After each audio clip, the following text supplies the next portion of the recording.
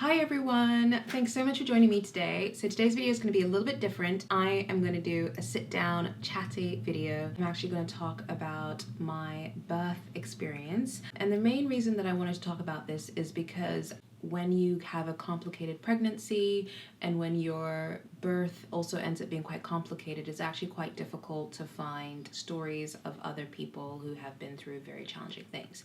So I've actually felt pretty alone in my experience, so I decided to film this video to share my story in case any one of you ever get pregnant and are afraid of certain things happening.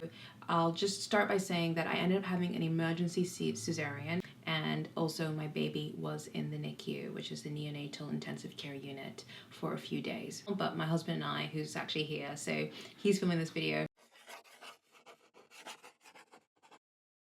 What were your birth plans? I was actually planning on having a super natural birth. I wanted to have a water birth and to have some nice music, candles, you know, to get the oxytocin levels going and really just have a pleasant, positive birth experience. So why did your birth plans change? But then when I got to 18 weeks, I ended up having a complete abdominal obstruction. It actually was a life-threatening obstruction. My doctor told me that if they miscalculated when to do the surgery, or I had come to the hospital a little bit later and they wouldn't have done the surgery on time, I would have lost my baby within 12 hours of the time they decided to do the surgery, or I wouldn't actually be here alive within 24 hours. I've got a whole separate video on what that experience was like. I think I've written a story on that, haven't I? Yeah, so I'll post it down in the description box below. That surgery changed everything. I went from having a very simple, easy breezy pregnancy to all of a sudden having complications because I had a major surgery at 18 weeks pregnancy. What did you do to prepare for birth? I decided to have a planned C-section because it's really hard to explain, but you know, sometimes you sometimes get like voices in your head, not like psychotic ones, but like a hunch, a feeling in your gut that maybe you should do something. Well, for me, I actually had this feeling that I wouldn't make it to full term, that if I tried to make it till full term, things wouldn't work out well, and that if I could deliver just a little bit before full term, that everything would be fine. And I also was a little bit troubled that it's actually really hard to get really good care. Like in the UK, there's so many amazing hospitals, so many amazing doctors, but when you have had a tumor on your pancreas like myself, and you are a very, very rare case, very few doctors and obstetricians we found are actually willing to take you on as a patient. Nobody knows what to do. None of the midwives know what to expect. None of the doctors know what to expect. I mean, what was your... It was really hard to find good care. You know, you're a kind of a 1 in a million case, and that sort of requires a 1 in a million doctor. And even if you can find that doctor is probably going to be in high demand and overburdened like all the other doctors in this country. So it was really hard. And particularly having the baby around Christmas time. It's really hard to find someone who could deal with my case. I actually have a bit of PTSD, so because of my 2 previous surgeries, whenever I'm in a hospital, because my previous 2 hospital visits were actually major surgeries that put me in ICU and that where my life was literally on the line, whenever I go back to hospital, I have flashbacks, and I needed to try not to trigger my PTSD on the day that my baby was being born. So we worked with the doula, and she was amazing for helping me to be really calm and to really experience the cesarean as a birth and not a surgery. And that was a huge, huge shift. Yeah. So how did your labor begin? What had happened was I got to 32 weeks in the pregnancy, and then I pretty much went into labor. It's officially called threatened preterm labor. When you're at 32 weeks, you don't expect to go into labor. You expect, you know, as a first-time mum, that you'll go into labor at 40, 41, 42 weeks. So that morning I had to deliver a lecture at a university for university students on how to, you know, build a career working online. I remember waking up being like, oh, I think I'm having some contractions. They don't really feel like Braxton Hicks. They feel more like contractions. Yeah. Something was different that day. Yeah, and you were telling me, like, should I stay home? Like, should go to the hospital? Should go to the hospital. And I was like, nah, because actually that same day, it was Ian, my husband's first day at his new job. So I was saying, you know, don't worry, go and have your first day at your new job, enjoy your first day. I'm going to go to my lecture. You know, I really don't want to cancel my lecture on the morning of it because it's just, I just didn't think that was a very professional thing to do, and it did not cross my mind at all that I was going into labor. So I call my mother and I'm like, ring, and I'm like, hi mom, I'm having these contractions, and she's like, stay at home, don't go anywhere, and just relax, stay in bed. I'm like, yes mom, see you later, bye. Hung up, and then I put on my jeans and my clothes, and I head out the door, and she's like, where are you? I'm like, I'm just going to a lecture. I thought you were gonna relax. I know, I just got one more thing to do, one more work obligation. So I deliver the lecture, and when I deliver the lecture, my contractions are like really coming in every few minutes, but I do not want anyone to know that I'm having contractions. I'm trying to do this whole I'm a woman who works thing, and I might be pregnant, but don't, judge me because I'm pregnant. So I'm just completely working it and pretending to have no contractions whatsoever, standing up the entire time, deliver the 2-hour lecture, and then afterwards I think, oh, all done. I go home. The contraction starts slowing down. I relax. I take it easy. I think, oh, I was just Braxton Hicks. It was nothing. At around, was it 5:30? When I would have been coming home from work, but then I was asked to step in on an interview. My husband was going to interview someone that was looking for a job at the company that he worked at. And he said, should I come home, higher contractions? And I said, no, don't come home. Continue doing your thing. Worst case scenario, I'll just give birth in the bath. And after all, remember, I wanted a natural birth anyway. I hung up. And then literally within minutes of him hanging up, my contractions get so intense, the worst pain I've ever felt in my life. So funny. So basically, it wasn't funny at the time, but looking back, it is pretty funny. So I call the ambulance. I'm alone and I'm totally terrified. So I call the ambulance. They say, yeah, we're sending someone over, but no one's coming. It's just getting worse and getting worse, getting worse. No one's coming. 30 minutes go by, no one's still here. All of a sudden, someone knocks on the door and I realize it's the ambulance. I get to the door and guess what? It's not even an ambulance truck. It's a man on a bicycle. And I'm just like, really? Seriously? And he's like, yeah, I'm here to help you. I'm like, I don't know what's going on, but you being on a bicycle isn't going to help me. I need to get to a hospital. You're not going to take me on your bicycle to the hospital, so what are you doing here? Meanwhile, I had texted my husband after I told him to stay at work and not come back until he finished working. I texted him. Emergency, and then I said, going to hospital. The labor starts progressing.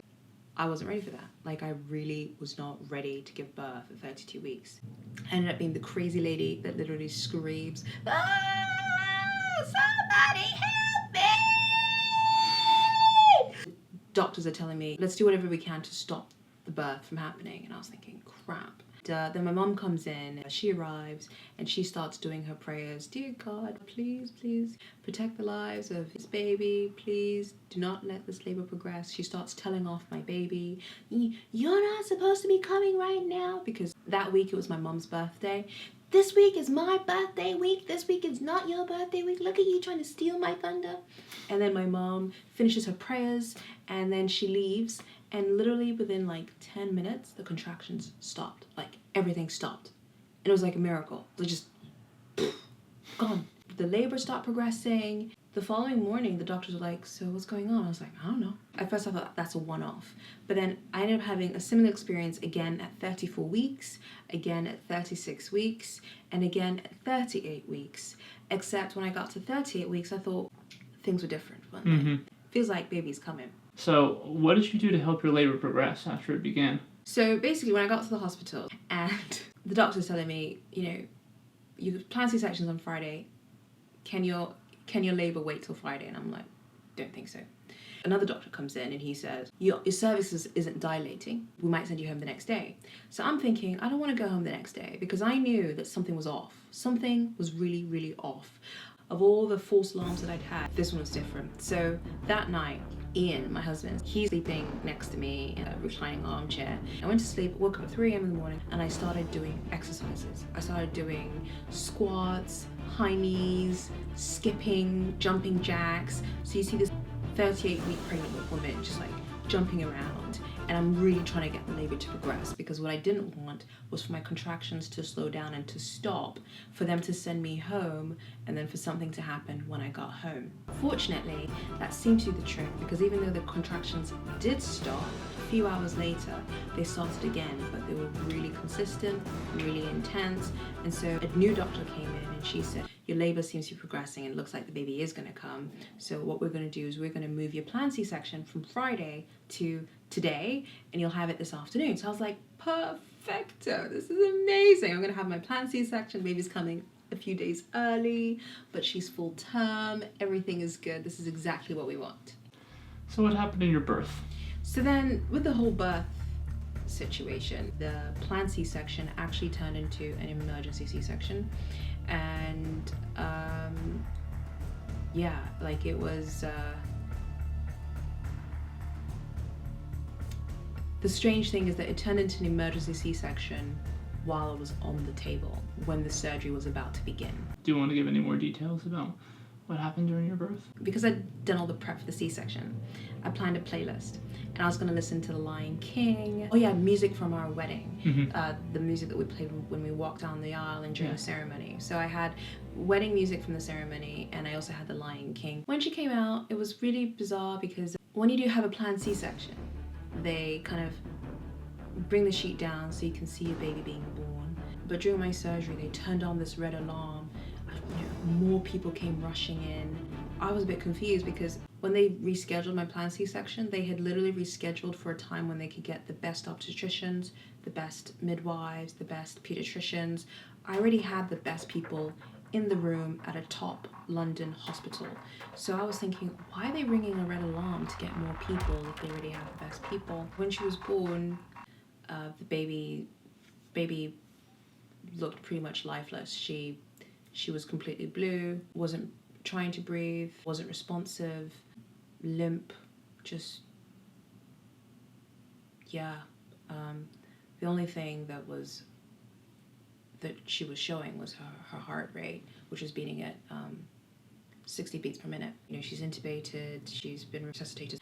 All I could do was look to the right and I couldn't see her. There were just all these pediatricians. I mean, there were like 8 people surrounding her. It was like a wall. We couldn't see anything.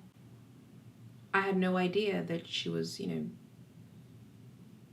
born in that state.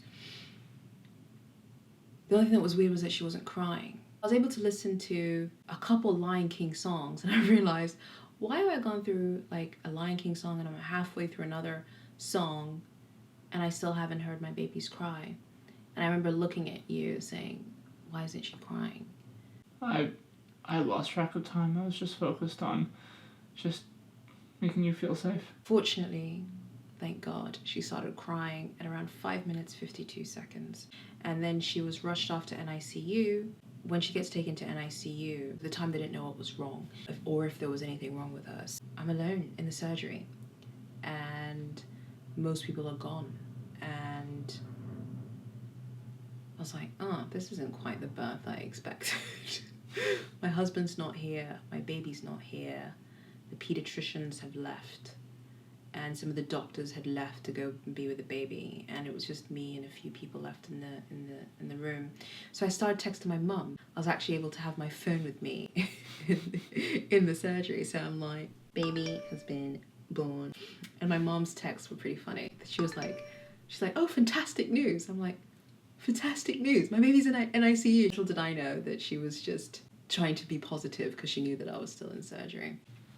So baby is just here, just chilling, by the way. So if it looks like I'm kind of doing 2 things at once, because baby's just right here, right now. So anyway, so how did it feel when this was happening? My relationship with God has been improving. We've been praying together. A few weeks ago, I had this, not dream, but I was sleeping and I had this visitation. I don't know whether that's what you want to call it. I woke up, there was this light and it was basically an image of Jesus. And Jesus said, come to me and you will be healed. Now, it probably sounds a bit woo-woo if you're not into that sort of stuff. But I was a bit like, interesting. And from that moment, I felt this ease and this comfort knowing that so long as I continued my prayer, so long as I continued turning to Jesus, everything would be fine. So when all this was happening, I wasn't fearing the worst. I was confused. I was thinking, you haven't brought me this far. I haven't gone through this entire journey for me to now lose this baby. So what happened after the baby started crying? One of the doctors came to me and said, "Oh, don't worry, she's fine. She's just a bit of a drama queen." They said, "Oh, we're just going to take her up to NICU for like 2 to 4 hours. It's just a check we do." So I'm like, "Okay, fine, cool, all right." NICU for a couple hours, that's nothing. But I don't know whether they were saying that because I was still having my C-section, but it wasn't a couple hours. She was there for a few days, so yeah. And when she was there, it wasn't an easy stay for her, bless her. I mean, I've been in an ICU. It's not fun. And she had an NG tube. What else did she have? She had an NG tube. They were doing brain scans. Yeah, she had an IV into her belly button. She had a catheter through which she was getting antibiotics and glucose. She was plugged in everywhere. She was plugged in everywhere. And I actually didn't take any photos of her when she was in ICU, even though Ian took like one photo of her just so that I could see her, because when she was in an ICU, I couldn't see my baby and I wanted to know what my baby looked like. Ian took a couple photos for me, and even though I had family members asking for photos, I didn't take any other photos of her until most of the tubes were out. So what was it like to have a baby in the NICU? It was probably the worst experience in my life. I've been through a lot personally. Anyone that knows my story knows having her in NICU was the worst experience of my life for a variety of reasons. The biggest one being that you carry a baby for 9 months. You build a bond with your baby. You want to see your baby. You want to hold your baby. You look forward to the day that they are born. And then the day that they are born, they aren't with you, you're separated. And what was really difficult was hearing other babies cry and hearing other moms with their babies and not hearing my own babies cry. That was really difficult. And how did you feel seeing your child in the NICU? I hadn't heard her cry still. I hadn't seen the color of her eyes. I hadn't seen her like really move because she was so drugged up on morphine and drugs that she was non-responsive. She was non-responsive. She was alive, but she was non-responsive because of all the drugs she was on. What was the best part about having a baby in the NICU? It's difficult, I'm not gonna lie, but there are some benefits. The benefit is that your baby gets so many checks, but that by the time you leave the hospital, you know everything there is to know about your baby. You know absolutely everything. So it was nice because when we left, we knew that she had done all these tests, and it was such a relief, and it's one of the best feelings in the world for the doctors to say, we've done all these tests and your baby is fine, she's healthy, we don't know what happened at the birth, but she's recovered, she's bounced back, she's stronger than ever, and she can now go home and there is nothing wrong. And that is such a relief. The other thing that was nice, which is actually a really big bonus, it was like having a maternity nurse around the clock. She was always fed, she was always taken care of, she was always clean. We actually got to sleep the first few days, full night sleep, after she was born, which you never get to do when you have a natural delivery where everything is fine. Yeah. And the other nice thing was that I was able to focus on myself and my healing. So while she was down there, my mum, she was really my rock through this, because when she came and she stayed at the hospital literally all day, and she would stay with Sky for hours and hours while I was upstairs having to do my own checks from having a C-section. When we got tired, she would come in and she'd spend as long as she could with the baby, and that was so nice because I knew that even when I wasn't with her, she wasn't alone, and my mom and her bonded to the point though that my mom was the first person to hold her. I wasn't the first person to hold her. In the end, you realize that even though the first few days you're away from them, eventually you are brought back together, and it's almost as though that time you spent apart was never time you spent apart.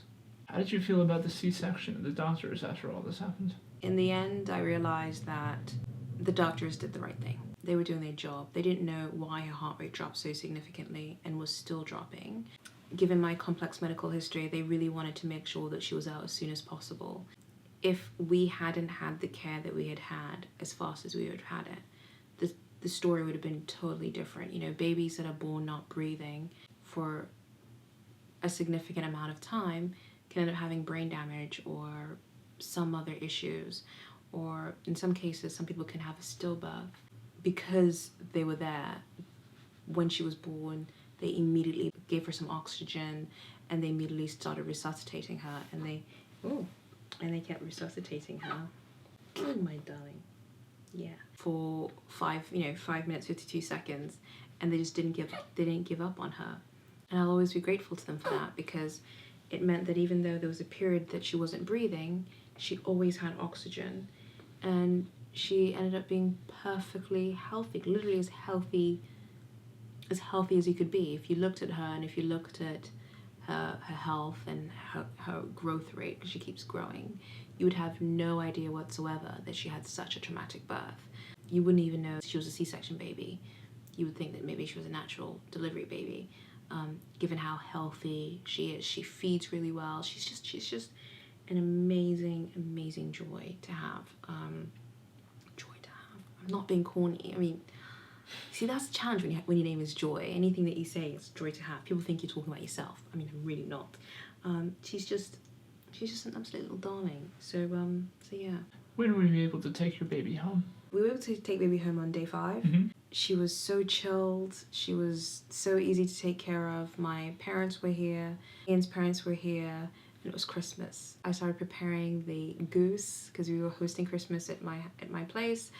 It was amazing that you were able to cook Christmas dinner like within a week of having a C-section. Yeah, 7 days. Yeah. How was your recovery as a mom? My recovery was actually pretty good, and I know I'm going out for walks with the baby, and I'm sleeping. My scar, you can hardly see. Honestly, I can't see my scar. Like, I really can't see it. And I also lost a lot of the baby weight. How much weight did you gain during the pregnancy, and how much have you lost so far? Before I got pregnant, I weighed 118 pounds. When I gained 28 pounds, and I lost 24. Wow. Yes, I have 4 pounds left to lose. So, and the other thing is I haven't been dieting. So please don't think that I've been dieting or I've been trying to snap back or anything like that. I haven't done anything like that, because when you have a C-section, even when you have a natural birth, no exercise. I haven't been exercising. I've just been at home and enjoying being a mother, and going for walks whenever I can, and holding her and feeding her. And that's been enough for the weight to just literally fall off. How are you choosing to feed your baby? So I'm actually breastfeeding. I'm exclusively breastfeeding. And how often is your baby feeding? She feeds every 3 to 4 hours. How long is she sleeping? She sleeps 2 to 4 hours at a time, usually. We'll put her to bed at like 7, and she'll wake up at either 9 or 10 p.m. and then she'll go back to sleep and wake up at 2, maybe 3, and then she'll go back to sleep, and then she'll wake up at 6 or 7. For a newborn, particularly one who came, a week and a half early in a pretty rough way, she's been amazing. She's been amazing. She's an amazing sleeper. Just like her papa. Oh, just like you. Yeah. Yeah. Oh, yeah. You're an amazing sleeper, which is great for a baby, but not so good for a carer. Yeah. Do you remember the other night when you woke me up saying, "Ian, you have to pick her up"? Like, okay, but I got her, and I thought that I was holding her, but I was actually just holding the duvet, and baby was still in her bed. Yeah, I was like, "What are you doing?" You're like, "I'm holding baby," and I'm like, "No, you're not." You're like, "Yes, I am." And then and like, your arm was here, and I was like, "Honey, there's no baby." And you're like, "Oh." I was like, "She's in the bed." What do you wish you would have known before going through this? What I wish I would have known is that having an emergency C-section doesn't have to be that bad. My imagination of an emergency C-section was that it'd be this panic, and a doctor might make a mistake and be traumatic, and the baby won't breathe and all that sort of stuff. And I was really, really petrified of that happening. And guess what? Most of that stuff happened, and it actually wasn't that bad. So, yeah. Wasn't that bad, was it, my darling? No, it wasn't. It wasn't that bad. So, I learned that your fears are often worse than the reality. But for this, it was like, chop, chop, and boop, baby out, and okay, She didn't cry that quickly, but eventually she went, eh, and then she went back to sleep. It was done. Oh, you want to get comfy? Yeah. You want to get comfy? Show her. Let's just show her. She's got her bed head. I don't want to push it though.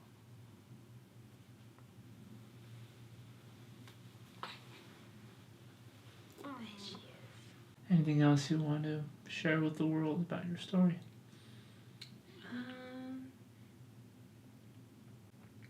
I think the last thing to mention is that if anyone that's watching this is pregnant or plans on being pregnant one day, I guess the only thing that I really want you to know is, don't be afraid. There are definitely positive things that happen, even if your pregnancy is complicated, even if your birth is complicated. It doesn't have to have a sad ending. There can definitely be happy endings, and I know for us, we got a happy ending. Yeah. We did. We got this little lady who likes to cry Yeah. whenever she has nightmares.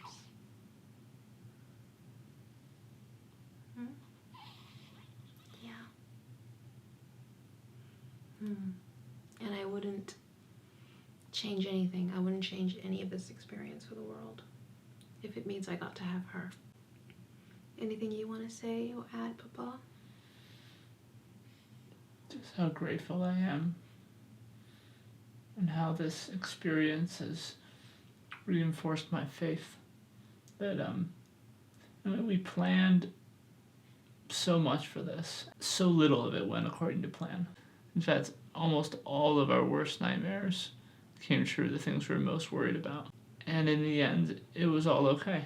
So if you ever have a baby in NICU, if your baby is ever born blue, limp, completely unresponsive,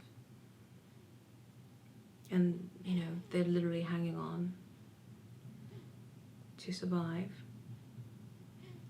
it is totally possible for your baby to recover and be healthy and strong and just bounce back as though nothing ever happened.